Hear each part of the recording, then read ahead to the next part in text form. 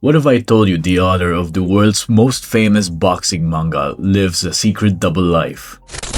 For over 35 years, George Morikawa's Hajime no Ippo has set the gold standard for sports storytelling. Its ridiculously detailed fights and heart-wrenching drama feel so real for one simple reason. The author, even though he writes and draws about the world of boxing, he lives in it. When Morikawa isn't meeting his brutal manga deadlines, he's running his own professional boxing gym, training the next generation of fighters, and standing in their corner during real-world title bouts. This is the story of a creator who refuses to stay on the sidelines, a man who built a bridge between the world of fiction and the harsh reality of the squared circle. Born in Tokyo in 1966, George Morikawa's journey didn't start with boxing gloves, but with a pen. Like a lot of future manga legends, he found his passion young. In elementary school, he discovered Tetsuya Chiba's classic manga, Harris no Kaze, and in its pages he saw his own future. The dream of becoming a manga artist took root, and he chased it with the same tenacity as one of his future characters. And Morikawa wasn't just a dreamer, he was a prodigy. In 1983, at the incredible age of 17, he made his professional debut with a one-shot called Silhouette Night. This was the first bell of a long and legendary career. He followed it up with short series like Kazuya Now and Signal Blue, honing his craft and finding his voice. During these early years, he worked as an assistant to Shuichi Shigeno, the creator of the street racing classic Initial D. The manga world is a small one, and Morikawa's own studio was a hub of talent. Among his assistants were artists like Kaori Saki and a quiet young man who would go on to create a dark fantasy masterpiece of his own, Kantaro Miura, the author of Berserk. But while his manga career was taking off, another passion was simmering: a love for the brutal, beautiful world of boxing. Morikawa was a huge fan, but he grew up poor, and tickets to live matches were a luxury he just couldn't afford. He would actually enter postcard contests in Boxing magazine, just for the chance to win free tickets and see the sport he loved up close. For a long time, these two worlds, the demanding life of a mangaka and the thrill of boxing, ran on separate tracks. He was an artist who loved to watch fighters. But one fateful night was about to change everything and fuse these two passions into a single, unstoppable force. 1988, Kraken Hall, Tokyo. This is the date and place where Hajime no Ippo was truly born. Using money from his publisher, Kodansha, Morikawa went to a live boxing event. He was there to see a champion defend his title. But it was the underdog, Yoshiaki Tajima, who stole the show. Morikawa watched, captivated as Tajima pulled off a stunning upset victory. In that moment, watching the underdog triumph against all odds, Morikawa saw the heart of his next story. He saw Makunouchi Ippo. Just a year later, in October 1989, Hajime no Ippo began its run in a weekly shonen magazine. The story of a shy, bullied high school kid who finds his strength in the ring was an instant hit. Morikawa's passion for the sport was obvious in every line. The fights weren't just punches. They were ballads of strategy and emotion. The training wasn't a quick montage, it was a grueling, detailed process that showed the true cost of getting strong. The success was undeniable. In 1991, Hajime no Ippo won the prestigious Kodansha Manga Award, cementing its place in the industry. And that was just the start. The series would go on to inspire multiple anime series, movies, and even video games. The manga has now been running for over 35 years, a feat of creative stamina that's almost unbelievable. As of early 2026, the series has been collected into an incredible 145 volumes, with well over 1,500 chapters, and it's still ongoing to this day. It has sold over 100 million copies worldwide, a number that proves its universal appeal. Morikawa's dedication to authenticity was relentless. He wasn't just relying on TV. In 1990, he was in the Tokyo Dome to witness one of the biggest upsets in boxing history. Mike Tyson's first ever loss at the hands of James "Buster" Douglas. He was absorbing the drama, the shock, the humanity of the sport, and pouring it all back on the page. But for a man with a passion this deep, watching from the stands was no longer enough. The desire to get closer, to feel the canvas under his own feet, was becoming overwhelming. For George Morikawa, being a fan wasn't enough. Being an observer wasn't enough. Even chronicling the world of boxing in his smash hit manga wasn't enough. His passion demanded he get his hands dirty. This led him to take a step that almost no creator of his stature has ever even thought of. He opened his own boxing gym. He founded the JB Sports Club in Tokyo, a place where his love for boxing could become something real and tangible.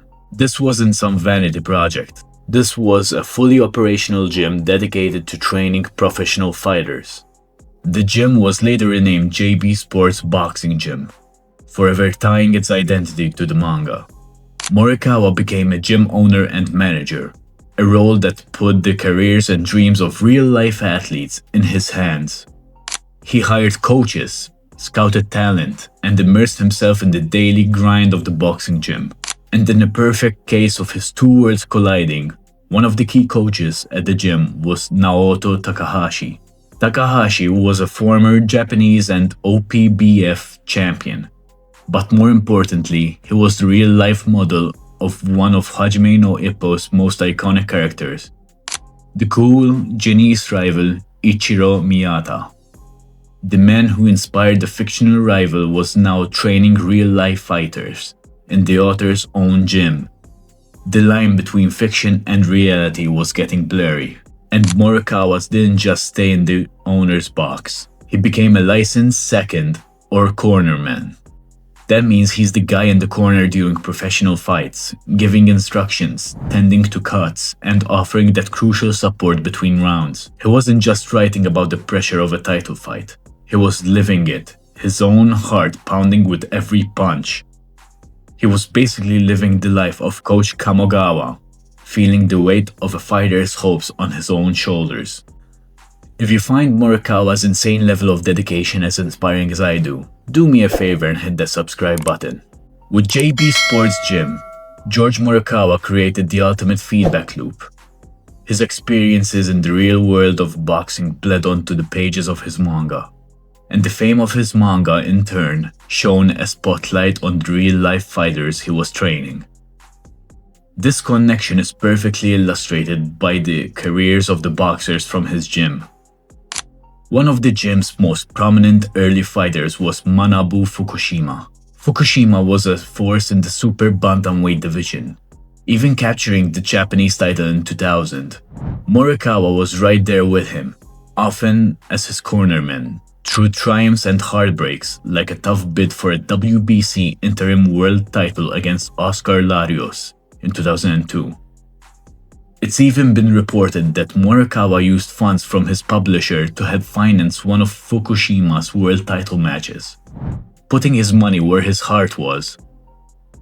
Then came Rioichi Tamura. In 2019, Tamura achieved a massive victory for the gym by winning the Japanese super bantamweight title. It was a moment of immense pride for Morikawa and his team. When Tamura later fought for an OPBF silver title in Taiwan, the promotion for the event leaned heavily on Morikawa's otherworld.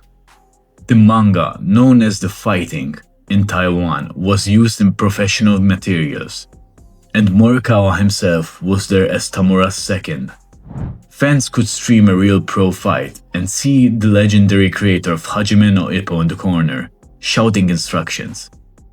It was a perfect fusion of his two lives. But Morikawa's influence extends way beyond his own gym. He's designed promotional fight posters for other boxers, lending his artistic talent to support the entire sport. Perhaps the most telling example of the respect he commands is his work with Naoya Inoue. arguably the best pound-for-pound boxer on the planet. When Inoue graced the cover of the prestigious The Ring magazine, the Bible of boxing, it was George Morikawa who was commissioned to draw the cover art. The creator of the fictional boxing world's greatest champion was now illustrating the real world's greatest champion for the sport's most revered publication. So what is the legacy of George Morikawa? Is he a manga artist? A gym owner? A trainer? Well, the truth is, he's all of them. The fact that he refuses to separate those identities is what makes his story so incredible. For over 35 years as Hajime no Ippo has continued its epic unbroken run, Morikawa has been living a dual life that would exhaust men half his age, meeting the brutal deadlines of a weekly manga while managing the careers of real-life pro athletes. This is the secret ingredient to Hajime no Ippo's authenticity. When Morikawa writes about a fighter's struggle with weight control, he's seen it in his own gym. When he depicts the complex strategy of a 12-round war, he's helped formulate those strategies from a real corner. When he illustrates the crushing despair of a loss or the pure joy of a victory, he has felt those emotions not just as a writer, but as a mentor and a friend. He doesn't need to imagine the sacrifices, he sees them every single day. His work has had a real impact on both worlds. In manga, he created what many consider the definitive sports series. In boxing, he has built a home for fighters, nurtured champions, and used his massive platform to promote the sports he loves. The JB Sports Gym, with a statue of the fictional Mamoru Takamura on its roof, is the ultimate monument to this fusion.